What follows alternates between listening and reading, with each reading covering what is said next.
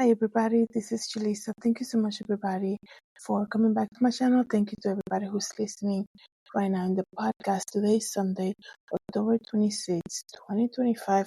I wanted to come here and speak about this article that I was reading about pastors. It was a Christian, three Christian people, like a pastor and two other helpers, were arrested. It just happened in India because they were preaching the gospel, right? Before I continue, I want to say thank you so much to everybody who has been listening using Spotify. If you follow Julissa Designs podcast on Spotify, it helps me as a creator, so please don't forget to do so. And it helps you, so every time I create a new episode, you get a notification.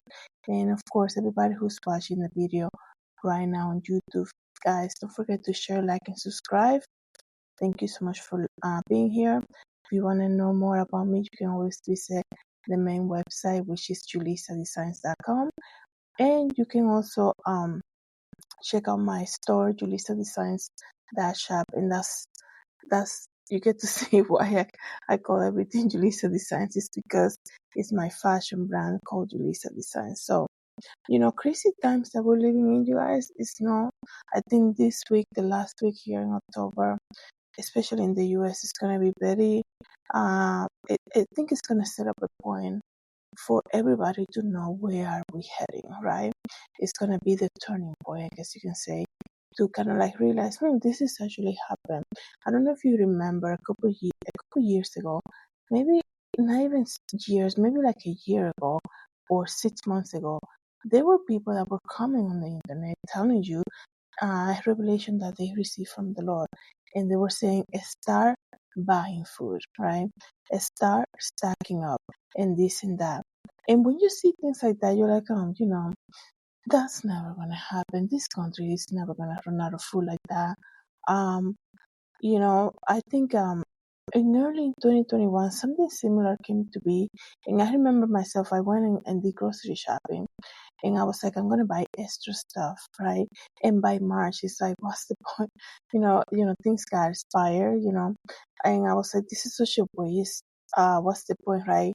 And the thing is that what's happening now, this is why it's so different, right? This is why we should be paying attention. The thing is like the whole idea of this whole shutdown that people don't realize how the impact that it has, because unless you are like a federal worker, as you can say, who's not getting paid right now, who's doing lines at food banks for hours just to get food for their family, a lot of people will not pay attention to what's happening, right? We tend to kind of like realize what's going on when it's actually knocking on our doors, right? When somebody that we know is going through it, basically. So, what's happening is that starting November 1st, a lot of people are going to lose their benefits, right? And not only that, but right now, as of right now, the 26th of October, they have been no plans whatsoever to kind of fix this problem, right? Um, I have an issue with giving money to Argentina. I do have an issue with that, especially when we know everything that's happening here. Kind of like, you take care of your house first, right? If there is abundance, I guess you can say, if there are funds, you take care of your house first, right? But people don't want to speak about it, right? It's like we see things, and I always tell you guys, I've been telling you guys, look at things for what they are. We see things for what they are, and we also refuse to see it, right?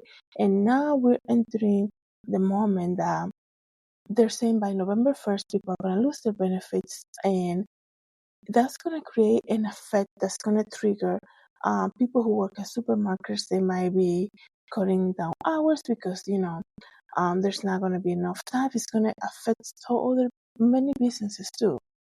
It's going to affect many businesses that are not food related, because I always say, when I used to set up my table with my merchandise, markets and like food, farmers markets, excuse me, I always say to myself, this is when I stopped doing that, because when I will be invited to do summer festivals and things like that, I don't sell food. I would be selling t-shirts and jewelry, right? And clothing. And I was like, why am I here? Because I know I see a pattern of people, um, you know, that will come. And if they have $10 and it's hot outside, they're walking through this market filled with people, they're really not gonna buy, jewelry or like a t-shirt, things like that. If they see a food truck selling you a plate of food for $10, right? They're gonna use that money for food, which is easier, especially the weather and things like that. But I believe that we're entering that time that people are gonna be making choices, right? We're either gonna have groceries or we're gonna buy like Christmas gifts, something like this, right? Let's just say. And I feel like it's gonna create an effect. I'm praying that a solution comes through by the end of this week. But it's just we have seen we have seen a lot of stuff since the beginning of the year of this aggressive, shut down the Department of Education, shut down this place. We don't need this office anymore. And if that's the plan, that's all good. And if that's your vision, that's great. But um things sometimes need to be well thought out before you're kind of like replacing or removing stuff that has been placed for years and years that are, if they're there, it's because there's a need for them, right? That's just my opinion. And I know this video is not about that. It's just that we need to look at things for what they are. And life can change at any moment, right? Life can change at any moment. And the more content that is coming out on the internet is about this food security. There's I can't pronounce that word now, but um, we are uncertain, excuse me, of what's going to happen when it comes to the food stamps, right? And you need to understand too, this whole shutdown affects nursing homes, right? Nursing home staff, and when it starts cutting down budget for nursing homes, medical care staff, it's going to affect patient care, and that is the worst case possible because as it is going through the whole nursing home system, um, and knowing how they operate, they're always short staffed, right? So when you see that there's no solution to fix this issue, and I mean, I know here in Connecticut, so many nursing homes have closed. And are you kidding me? You know how much that's needed, right? And you will think, wow, that's out of all the industry, that's the thing that shouldn't be closing because there's such a need, right? Um, but it's gonna cut down, their budget is gonna cut down the hours, and the moment the staff is not really available to take care of patients, that's when that's when we get in trouble because patient care, right? That's so essential for just living. Like they're in a nursing home because they need the help, obviously. So things like that we look at that and we need to start praying, right? We need to start praying and to understand that, maybe a year ago, there were people that would come on the internet and say, God gave me a revelation, start buying food, start saving food. Even the whole thing, start saving money, start, cut down on your spending, and, things like that. We're like, oh, I should have listened, way back. I should have started already, but, it's never too late. We can start right now, and we should just, continue to pray, right, for all this situation.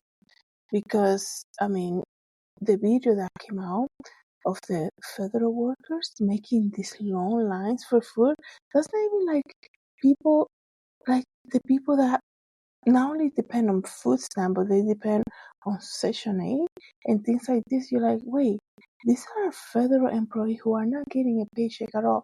And people will hear this and be like, they're going to get their money, obviously. Once everything opens back up, they're going to get their money. Um, like, do we know what's going to happen tomorrow? Right? We're hoping, that everything will come through, right? But really, it's been so long since the shutdown, right?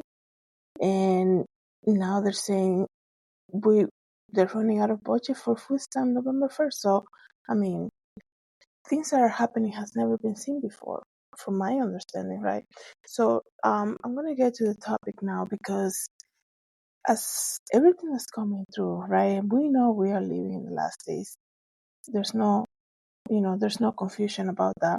It says here that 3 Christians, including a pastor, were arrested this week in northern India under a controversial anti-conversion law for allegedly trying to convert Hindus to Christianity, through endorsements. The arrest in Uttar Pradesh came days after the country top court criticized the state for misusing the law to harass members of the minority community. Police in Bareilly district arrested Pastor Sumi Masai, Amit Masai, also known as Akshay Masai, and a woman identified only as Sarita, following the complaint. The arrests were made on the provision of the Uttar Pradesh Prohibition of Unlawful Conversion and Religious Act that came to be in 2021, commonly referred to as the Anti-Controversial Law, which bans religious conversion by force, fraud, or allurement. Wow, I didn't even know that was a thing over there. The complaint was lagged by area residents and allegedly that individuals affiliated with the Christian Missionary had rented a house in the city's Super City locality where they were allegedly pressuring Hindu women and children to convert by disguising their efforts as religious gathering and prayer events. Look at that, buddy. Talk about not being in the last days. Like I told you guys all the time, I love missionaries that go.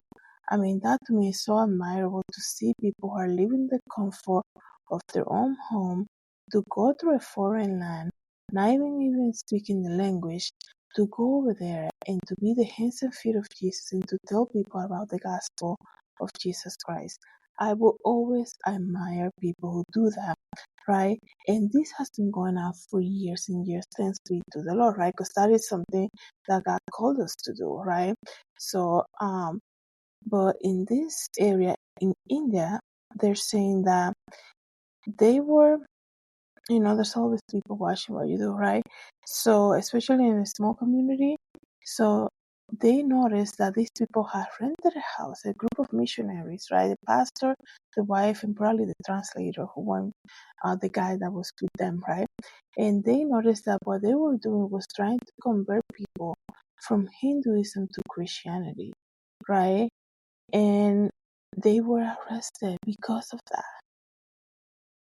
So wow, that's really wow. We are like that's really crazy. It makes you think about everybody else who's out there right now preaching the gospel. I know there's like a light in here. I don't know where it's coming from.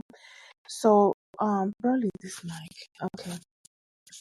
So yeah, that's a big kind of like thing that we should be put a night. We should put like a check mark to it because we gotta pay attention to things like that. And like I said, like everything else, just because it's happening overseas doesn't mean that we're gonna get to that point when they're gonna see that wait, I see people going to that house, that apartment, and like they invited a couple of my friends to go there to talking about something about coming to Christ and accepting Jesus Christ or something. We should report that. I think that's gonna happen. I feel like that's also gonna happen because you know, just like they did to Jesus, right? They knew um that they knew like what he was doing and things like this when he was That's why they will say, well, don't we know this? Well, like, we know who he is, right? And then, then Judas came also, like, bringing everybody, to know, I know where they go to pray, right? So people, it's going to get to that point where they're just going to know what's going on. And if they don't agree with it, right, which is the enemy is going to use that to his advantage, right? He's going to put that desire in people to be like reporting things like this, right? So the court said allowing the prosecutions to continue would be a travesty of justice. The court also questioned the larger legal structure of the anti-conversion law, and it raised concern about the requirement to notify district authorities 60 days in advance.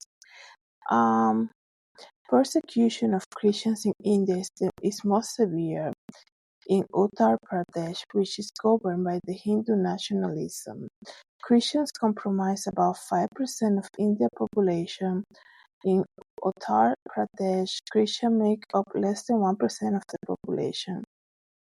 So it says here, India ranks as the 11th worst country in the world for Christian persecution, according to Open Doors World Watch List.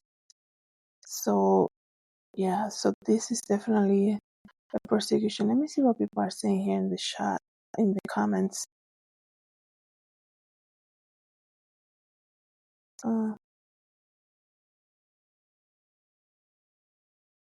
They're saying it's getting bad everywhere, and I totally agree with that, because I did hear about what's happening in Nigeria, right? The Christian persecution, how they're taking down churches. They're taking down churches because they don't want people gathering there, right? These are the things that are happening in the world, you guys, that we need to look at that and pay attention. And if anything, it should tell us to share the gospel more than ever, right? And to pray for people, pray for the missionaries that are out there, pray for this country, right?